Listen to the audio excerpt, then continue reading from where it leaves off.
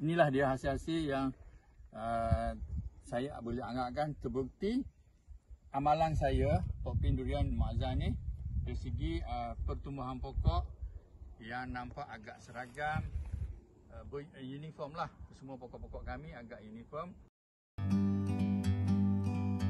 Like a bird on a tree, I'm just sitting here.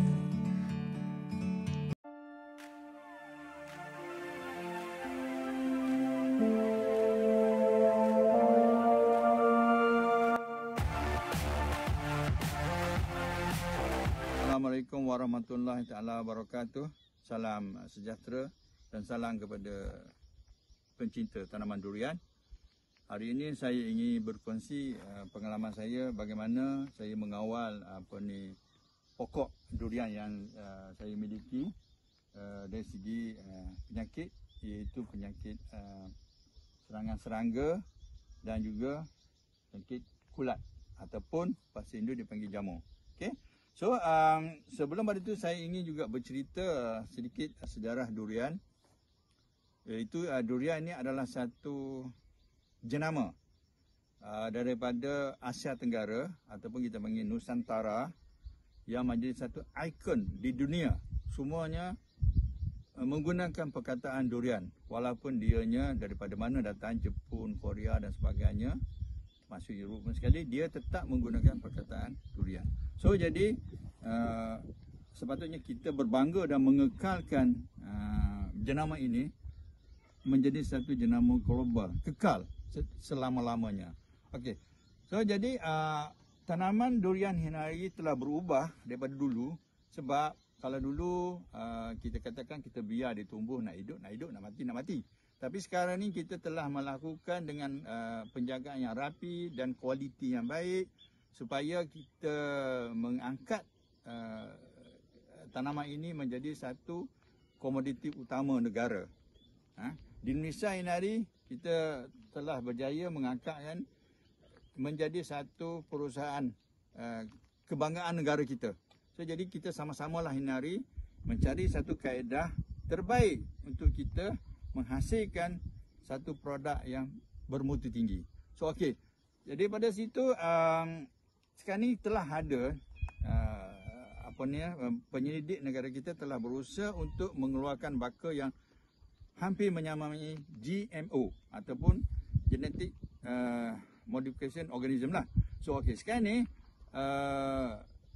kita telah, bila kita ada baka itu, jadi rasanya penanam lebih mudahlah menanam jika nak dibandingkan dengan tanaman konvensional, kelong-kelong yang hanya kita cantum ataupun okulasi seperti kelong MK. Kita tahu kelong MK ni ataupun Musang King D197 adalah satu jenama yang hebat, tetapi dari segi rawatan dan sebagainya sangat sukar untuk kita menjaga dia supaya dia mencapai satu kesempurnaan. So, jadi dalam pada itu orang minat. So, jadi kita terpaksa kena mengambil langkah-langkah yang tertentulah untuk mengeluarkan hasil yang baik. So, jadi harapkan company yang dalam GLC company lah mengambil alih tugas menjalankan menjalankan eksperimen ataupun meneruskan usaha supaya tempoh matang sesuatu klon yang kita wujudkan di negara kita sudah lengkap dari segi kajian dia. Umpamanya 25 tahun ke ataupun 30 tahun. Sebab kita bimbang sekarang ni sangat banyak kelon-kelon baru yang wujud. Contohnya macam Duritan, apalagi itu Aspal 50, Topai King dan lain-lain nama lah. Yang kita sendiri pun tak tahu ketahanan dia dari segi daya tahan, dari segi penyakit dan sebagainya. Jadi kita bimbang pekebun-pekebun kecil akan menghadapi masalah apabila dia telah mengusaha tanaman ini selepas dah menunggu 5 tahun, 7 tahun tak dapat buah dan sebagainya. Kalau berbuah pun sukar untuk dipasarkan. So okey. So apapun itu adalah sedikit cadangan saya lah ni kepada tuan sama sekali pemain utama GSC di negara kita boleh membantu. Okay. So jadi sekarang saya berbalik pada perkara asal tadi. Ni kalau kita lihat pokok ni, saya membahagikan kepada 4 kumpulan lah. Okey, sekarang ni saya ingin kita bawa ke pokok kita ni. Ini adalah satu pokok durian. Jadi penyakit dia dibagi kepada 4 punca. Satu yang kita panggil berpunca daripada dalam tanah. So apa di antara penyakit yang ada dalam tanah ialah seperti anak-anak. Dia berpunca daripada tanah anak-anak. So sama ada anak-anak itu dia membuat rumah dia di dalam tanah ataupun dia buat macam busuk di atas tanah. Kalau dia buat busuk kita mudah nampak, tapi yang kita bimbangnya yang dalam tanah. Itu satu. Yang keduanya kadang-kadang kita panggil penyakit akar putih. Jadi penyakit akar ni pun sama juga. Kita pada peringkat awalnya kita susah nak nampak.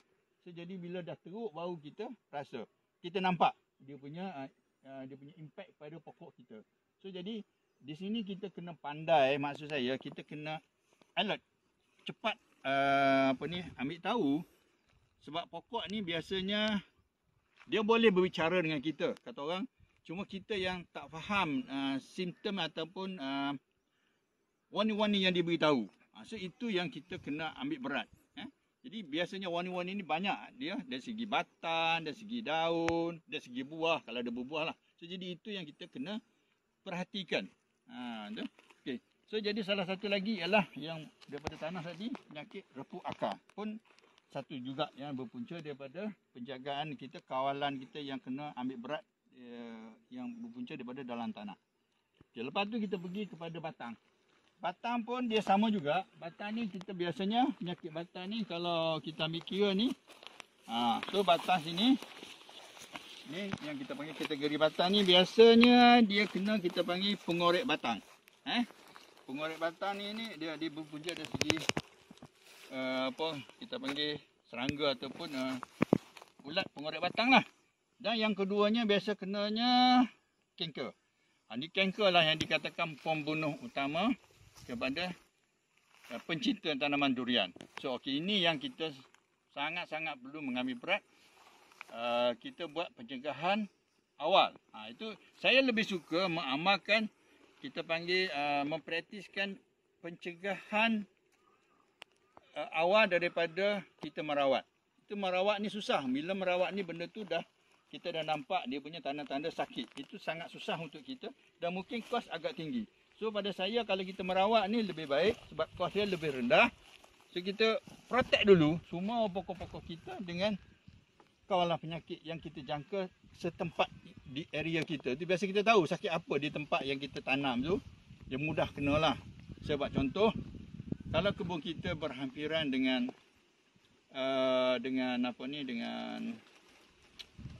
kawasan pembuangan sampah, itu semua ulat dan sebagainya, dia akan mudah terbang, mudah bergerak ke kebun kita. Ini kita kena tahulah. Sekiranya kalau kita menanam durian juga berhampiran dengan jiran, rakan kita yang tidak mengamalkan kawalan penyakit. So jadi bila dia kena, contohnya sebagai penyakit hawa daun lah. So dia akan terbang ke kita punya kawasan. So di situ yang kita kena ambil berat. So jadi kalau kita berjiran dengan orang yang macam ni, memang agak sukarlah untuk kita membantu kita supaya mendapatkan kualiti yang baik. Okey, lagi satu saya dah pergi tadi, kita pergi kepada pendaunan. Macam mana yang penyakit-penyakit apa yang attack pada daun, itu seperti yang kita panggil hawa daun. Itu satu. Lepas tu bila kena hawa daun ni, dia akan menjadi tumpuk-tumpuk, daun tu akan jadi terbakar. Itu sifat-sifat. Nanti kita akan tengoklah, saya akan tunjuk sedikit macam mana kesan-kesan yang dikatakan berpunca daripada hawa daun. So lagi kalau serangan serangga lah, belalang, kumbang dan sebagainya, daun-daun tu akan jadi berlubang. So lepas tu kita cendawan angin. Sifat tanda dia berwarna perang. Lagi satu penyakit ni macam kita katakan penyakit bintik daun pun juga warna kuning kemerahan lah. So, okay. Jadi hari ini saya ingin berkongsi kaedah pokpin durian Muazzam ni, bagaimana kita mempraktikkan supaya penjagaan pokok kita sempurna. Contohnya kalau kita lihat di belakang saya ni dia. Pokok ni adalah baru berusia 2 tahun. Genap 2 tahun pada bulan September. So inilah dia di antara pokok yang saya ada dengan ukulele ini hampir 18 inci. Ataupun bersamaan dengan 46 cm. So, ini dia saiz yang kita ada 18 inci, mana dah lebih dah satu ni lah. So okey. Okey, ini saya nak tunjukkan racun kita panggil racun kulat ataupun jamur yang saya gunakan, iaitu satu saya gunakan carbendazim untuk kawal bintik perang ataupun karat daun. Ini dia, saya gunakan carbendazim. Dan ini antrakol, manceren, mancozeb, sama juga dengan daconel ni kita kebanyakan untuk kawal dari segi seperti macam hawa daun. Dia spesies macam gitulah. So dekat sini dia ada tunjuk lah apa untuk kita guna. So jadi tuan-tuan boleh fahamlah. Bila baca tuan-tuan boleh faham. Kenapa kita menggunakan pelbagai jenama ni? Contohnya macam ni, Pripronel berbeza dengan Pensikuron, berbeza dengan Mancozeb. Jadi setiap benda ni dia mempunyai kekuatan dia tersendiri. So maksudnya memang kita katakan penyakit hawa daun, tapi dia ada family, dia ada SPP dia dan sebagainya. So jadi kita menggunakan jenama yang berbeza pada masa yang berbeza. Jadi baru kita dapat kawal dari segi kita boleh membunuh spora dan sebagainya lah. Itu dia kita membuat pemilihan jenama untuk kita kawal kita punya pertumbuhan penyakit yang attack kita punya pokok. Okey, sekarang ni saya ingin menunjukkan untuk bahagian kawalan tanah. Biasanya saya menggunakan cuka kayu sebab kita tahu ini boleh mengawal banyak benda lah. Cuka kayu adalah mempunyai satu kelebihan lah. Kita panggil dia bahan organik, dia tidak membahaya lah. Mikroorganism pun boleh hidup. Jadi ini sangat baik untuk kita kawal bahagian tanah seperti cacing dan sebagainya. Mikroorganism boleh membantu dia menjadi dia lebih berkawan lah kita panggil. So okey, lepas tu kalau anak-anak saya menggunakan Chlorpyrifos, ini ya yang saya guna. Dan saya guna melihat pada keadaan ataupun minima saya gunakan 2 kali setahun. Ataupun dalam kes-kes tertentu kita direct kita lakukan kalau ada serangan lah, kalau kita lihat ada perumahan anak. So ini NB ni biasanya kita guna untuk rawat penyakit akar. Hexagonazole ni kita guna untuk rawat penyakit akar. Dan dua ni, ini Elite dengan Ridomen ni ialah saya rawat untuk penyakit kanker. So jadi sekiranya berlaku ada tanda-tanda simptom untuk kanker, inilah bahan yang saya gunakan. Inilah dia, saya kombinasi racun-racun yang saya guna, iaitu untuk kawalan dari segi daun, kawalan untuk penyakit batang dan juga kawalan untuk dalam tanah. So jadi ini dia kombinasi ke racun-racun yang saya amalkan lah. So saya melihat pada keadaan, ini semua adalah untuk mendapatkan satu hasil seperti yang kita lihat pada pokok-pokok saya pada persekitaran lah.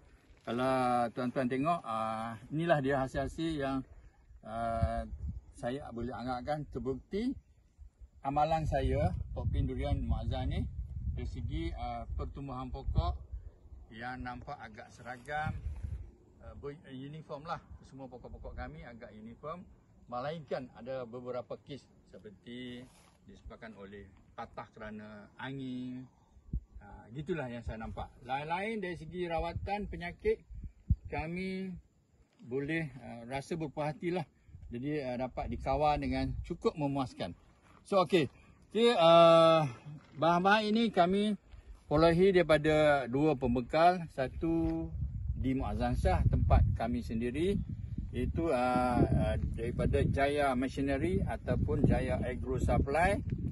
Itu kedai yang kami dapat bahan-bahan ni. Sebahagian lagi kami dapat daripada Sintai Construction di Segamat. So jadi itu lebih jauh sebab kadang-kadang apabila untuk bekalan tak ada, kita kena simpan lah. So okey, apa yang saya amalkan ini, kami mengamalkan sistem FIFO LIFO ataupun maksud dia first in first out dan kadang-kadang first in last out. Itu dari segi recording kita lah. So ini adalah satu amalan yang saya amalkan untuk supaya bahan-bahan yang kita nak guna tu tidak, maksudnya tidak cukup lah, ataupun kita katakan pada kita nak guna pada hari tersebut bahan tu tak ada. Ini ada amalan saya. Biasanya saya menyimpan bahan ni untuk dalam tempoh 2 hingga 3 bulan ke depan. Jadi kami sentiasa ada stok dengan mengamalkan FIFO LIFO sistem. Okey, Assalamualaikum warahmatullahi wabarakatuh. Inilah perkongsian saya pada kali ini, bagaimana sekali lagi saya ulangkan amalan saya lah, mempraktikkan penjagaan tanaman durian.